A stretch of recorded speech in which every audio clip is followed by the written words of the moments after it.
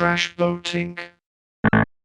It goes without saying that the feelings of betrayal attached to acts of deception within the real world cuts deep into a human's psychological well-being. However, in the world of entertainment through mediums such as books, movies, and video games, if used cleverly enough, deception can act as a fun tool that makes for memorable set pieces for the consumer. Heck, there's entire genres dedicated to messing with people's minds with novels such as Goosebumps and games like Eternal Darkness. The latter being an entire journey filled with things to make you question your sanity around every corner. The very game itself cannot be trusted. Or at least that's what I've heard, since it goes for like almost $100 nowadays. Boy! All of that is well and dandy, but I gotta say that there's something especially intriguing to me when it comes to the games that don't have these mind-twisting elements as a main focus, but rather just sprinkled in here and there, making for a single moment or two that'll leave you smirking as you realize that some sneaky developer #gotcha good. I'm sure there's many examples of this type of design with varying amounts of deception implemented for each. I thought this was a fucking dating simulator. But one unsuspecting culprit that I personally have a ton of attachment to is the Donkey Kong Country trilogy. What? Donkey Kong doing such foul acts? No way, man, is how you probably think until you realize that these games were made by some of the cheekiest game devs around, Rare. These are the type of dudes to throw in a joke about a sequel they had no intentions of making at the time that led to its entire fan base basing their whole personality around it for the next 2 decades.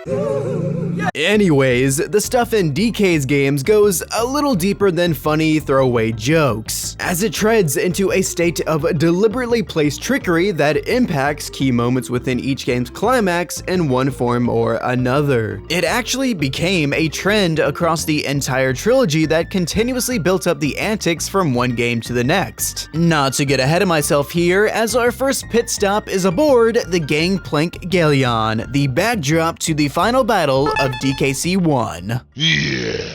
Now, for a little bit of build-up, the journey across DK Isle to get to this point was rather straight and narrow. Nothing out of the ordinary nor fishy going about. In fact, Rare goes the extra mile to induce a sense of real immersion into this primate-filled world through environment, musical score, and control. The only thing really taking you out of the experience are the brief, albeit amusing, ramblings from Cranky Kong concerning the wonders of yesteryear. However, it's because of this otherwise squeaky clean record that the effect of sticking in a deceitful jab right at the end is all the more effective. Rare pursues the player's built-up experiences all throughout the game, more specifically with how boss fights tend to function. Basically, you come rushing into a banana-filled arena to face off against a variety of big dudes as you smack them precisely 5 times for that sweet, satisfying KO. He needs some milk. The Croc Commander K. Rool, while demanding the most respect out of the game's goons, is no different aside from having his own fancy setting to throw down in. To be clear, there's nothing inherently deceitful about K. Rool himself at face value. Yeah, the manual builds up some intrigue around his figure, but he comes crashing down onto a ship exuding a kingly swagger that backs up his role as the top of the food chain. A gold-plated physique that towers over the likes of even Donkey Kong, making him feel like a little baby man while the fight for a billion bananas commences. As the background music starts to intensify, so does your concentration as you go from jumping over crowns to dodging a barrage of cannonballs falling from the sky. Don't ask me how that works, with each leap onto this oversized reptile's bald head bringing you closer to the end. And finally, before you even realize it, you've done it. K. Rool lets out one final "ah" and plops down in a pathetic fashion as your surviving Kongs start their celebratory animations. The screen dims while panning over to the middle as the credits soon follow. And there you have it. All's well that ends well. The end. Is what I would say if this fight was actually over with. Out of nowhere, K. Rool leaps back up and starts to go absolutely croc wild, leaping from side to side, while taking the lives of countless children of all nationalities alongside it. Fake credits. What an utterly devious thing to throw into the middle of the final battle, where I think most new players would already be sweating bullets as they're hanging on to their last surviving Kong for dear life. And honestly, it's not even that far-fetched to believe that this really was the end, as you've gone through 2 distinct phases of the fight, 7 hits to his noggin, more than any other big bad has needed thus far, and you lose control of your Kong when the credits start to play, for Pete's sake. Yeah, looking back, the credits are obviously fake, but knowing this game's cheeky humor, this very well could have been a fun joke before the real credits play. Or perhaps that question to the ending could signify how you haven't gone above and beyond for that 101% completion. Look, I don't have to sit here and try to convince you of its effectiveness. If you want any further proof, then let's take a trip down memory lane through the comment section of an ancient upload of this exact same boss fight. We can see numerous adults gathering around to collectively groan at how foolish they were to think that the battle was over with so soon. By the way, if you want to instantly turn to dust, then let me point out how this video is older from its upload date until now than DKC was to the upload of this same video. You're welcome. I appreciate that even ignoring the obviously fake credit sequence, this fake out can be called for its bluff prematurely if you don't get too caught up in your foolish, naive joy. For one, there's no big banana that drops down, nor that classic heroic jingle ushering in your victory. K. Rool also doesn't do that weird multiple twitch thing that the bosses do when defeated, and he doesn't have those funny swirling stars above his head signaling that he has indeed died. So if you were fooled by this, then you have no one to blame except for yourself. All in all, just brilliant. Yeah, you could sit there and point out how small of a moment this is in the grand scope of the entire game, but I think that's the great thing about it. Rare could have easily not included this part of the fight, and it still would have been a legendary bout to end this masterpiece. But because of the fact that they are British, they wanted to make something memorable while having a little bit of fun with it. And to that, I think they fully succeeded. But the real question is, how would they top it going forward? Well, let's find out, like, right now. Fade to black transition.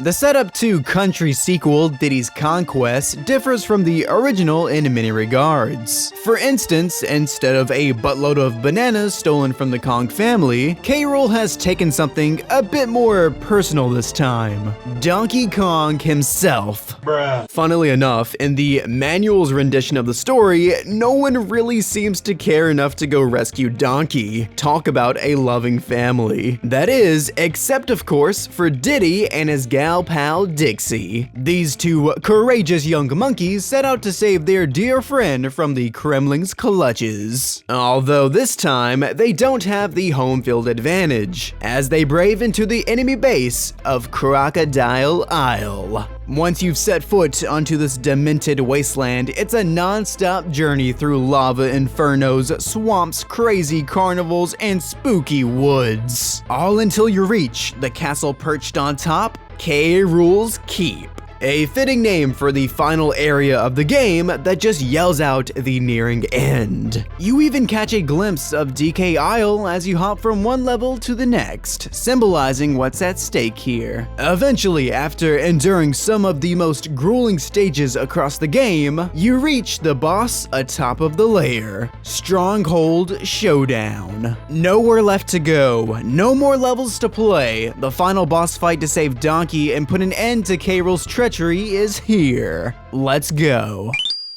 The scenery of Castle Ruins sets the mood as you start to gear up in anticipation for the coming battle. Although, instead, you're quickly met by a tied-up Donkey Kong. Surely a visual for what you'll be fighting for is good motivation for the player, but we seem to be missing a crucial piece to the puzzle here. Where is that boy Captain K. Rool at? You might expect some flashy grand entrance just as he had done in DKC 1. But rather than any croc coming down, a crim coin drops from the sky, aka the reward for beating an end-of-world boss. Wait, hold up, did I just miss something? What the barnacles just happened? At this point, you don't know whether to be confused, happy, or both. Your playable Kong doesn't dwell on it as they tune up their instrument of choice for an end-of-the-game celebration. But before you have any time to properly process what has happened,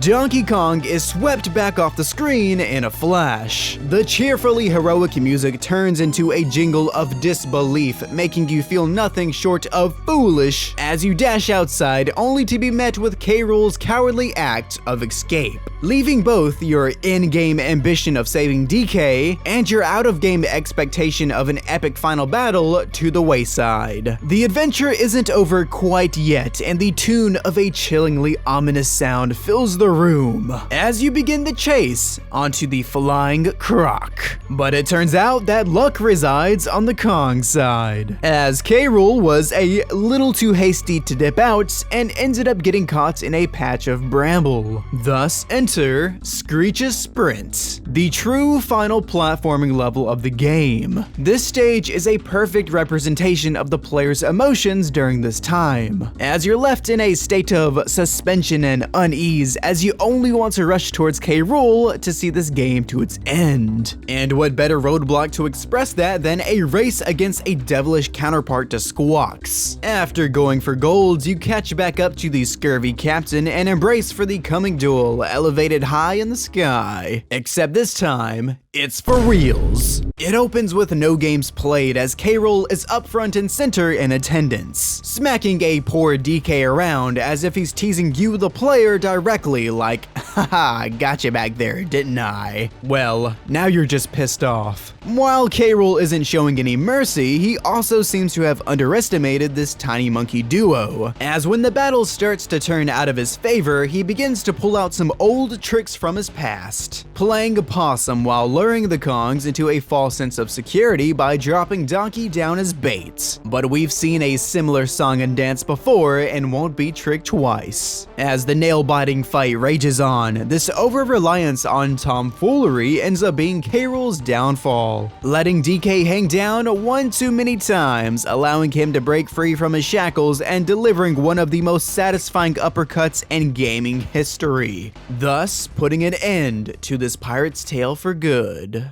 He gets eaten by motherfrickin' sharks. That's pretty hardcore, dude.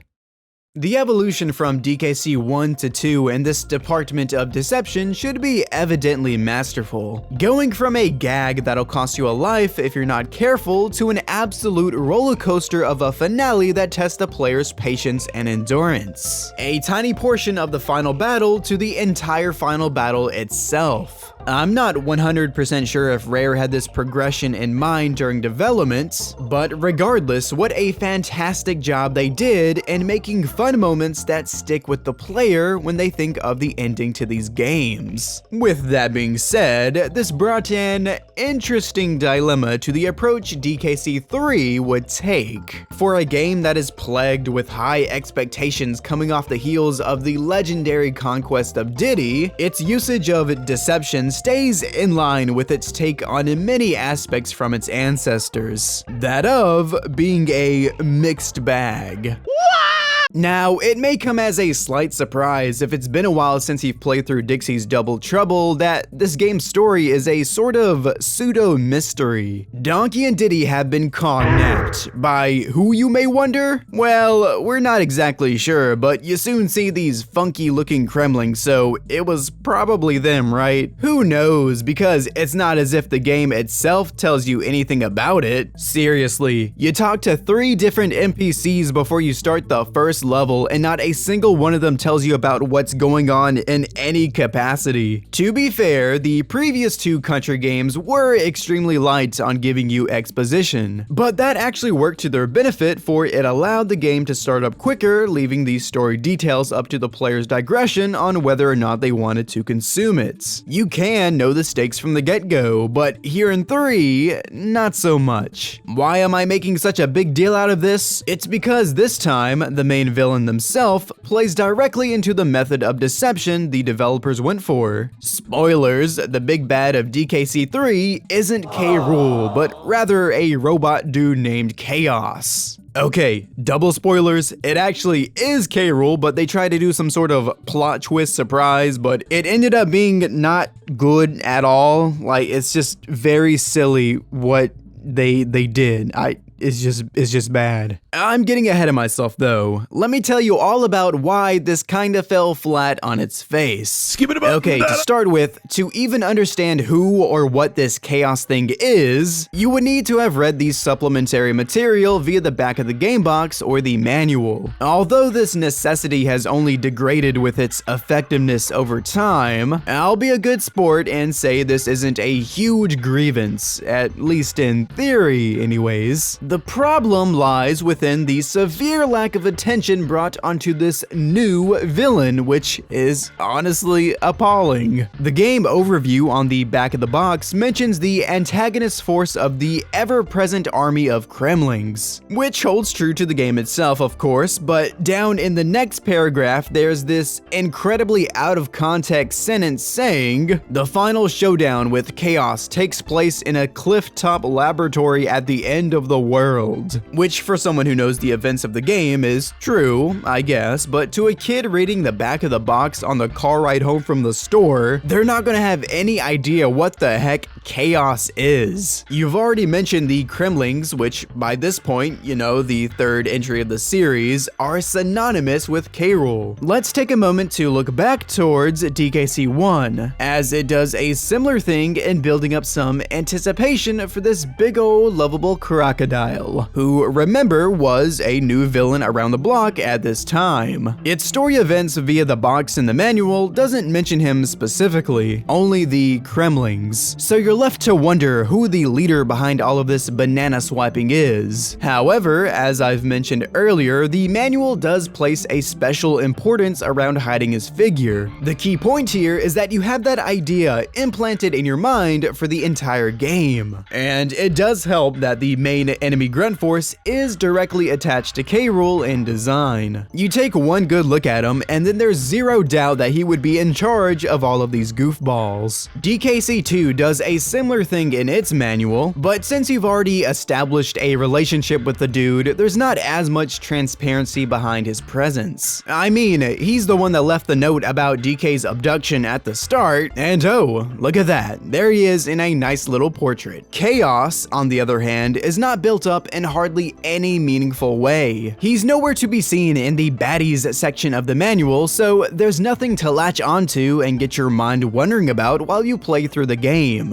which is troubling since between back-to-back appearances, K. Rool has been solidified as DK's eternal rival, even getting away safely in the true ending to DKC2. So it's more of a safe assumption to assume he is the villain if anything. Chaos is only mentioned at the very end of this 2-page story spread saying that he's the Kremling's new master. It almost feels like they forgot to mention him anywhere else and threw this on at the last seconds. But giving them the benefit of the doubt, perhaps this vagueness surrounding Chaos was intentional, which I suppose could maybe work, but his introduction in the game itself is absolutely pitiful. Just keep in mind that no one in the entire game even mentions this dude, nor does he have any resemblance or attachment to the Kremlings. But anywho, he makes his first appearance as the end-of-world boss to Mechanos, which is the third or fourth world depending on when you tackle Cotton Top Cove. Across 7 normal worlds, this averages out to be around the midpoint of the game, so I hope you remembered those small tidbits about him being the new main villain up to this point,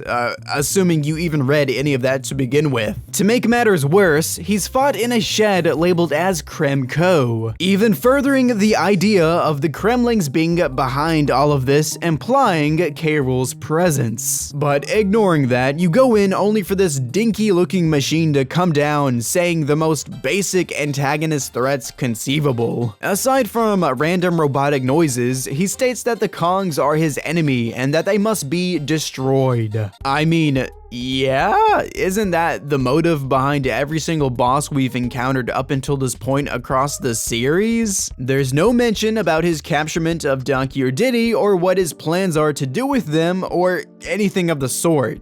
Just, you must die, monkeys. Upon his defeat, he's flabbergasted that the Kongs could win and promises a future bout before his head explodes. This foreshadowing of his eventual return is more than any other normal boss gives off, sure, but if you didn't know any better, which I do not doubt most would not, Chaos comes off completely as a standard end-of-world boss. I mean, fighting a killer robot inside of an industrial-themed world makes perfect sense to me. I can't speak for everyone here, but after this point, as the game moves forward, you kind of forget about Chaos. Aside from his goofy looking head, it's not that memorable of a fight. It's not until the final area of the game, Chaos Core, that you might recall this mechanical menace. Going into his Castle of Chaos, he proclaims that he will reign victorious this time. He definitely does not. He gets disposed of rather quickly with only 2 hits putting him down for good. He goes out in a sad comedic fashion by getting anchored off the screen. Afterwards, you stand in a moment of awkwardness as you wonder if this truly is the end or not. Surely, with such a pathetic display for a final boss, you're probably expecting for something to happen. At this point, you have nothing better to do but let your eyes focus in on those suspiciously green feet peering out of this curtain. Surprise, it's K. Rool. He was behind all of this from the very start. I'm sure you didn't see that one coming. What's that? You did? Oh, okay.